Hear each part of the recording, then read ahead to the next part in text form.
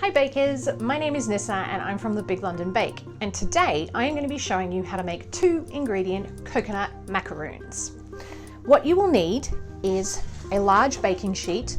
You can line it with parchment or you can line it with a silicone mat, which is what I have. Both will be fine. You'll need a very large bowl for mixing, as well as a mixing spoon and a smaller metal spoon for portioning if you want. Now I've started by heating my oven to 160 degrees on fan forced, or just convection if you don't have a fan forced oven is fine. I have got 300 grams of desiccated coconut. You can also use shredded coconut or flaked coconut. You can toast the coconut first if you want. I don't like to. I think it gets toasted enough in the oven. So we will put that coconut, all of it, into my bowl. Then I have 225 grams of condensed milk. I've added a bit of vanilla to my condensed milk. You can add spices or other flavorings that you would like. It is entirely up to you. So I am just going to add all of that condensed milk to my bowl with the coconut and then just stir to combine.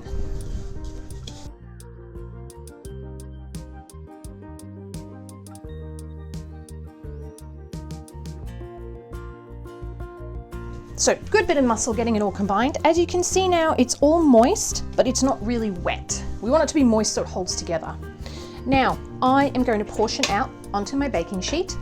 We want about a heaped spoonful. So not loads, but a nice mound of coconut so that we end up with really nice tall macaroons.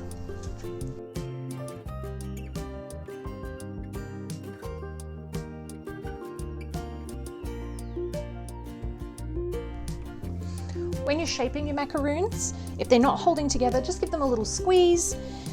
If you still find that the biscuit isn't staying together, you can add a little bit more condensed milk or a little bit of water. It's up to you.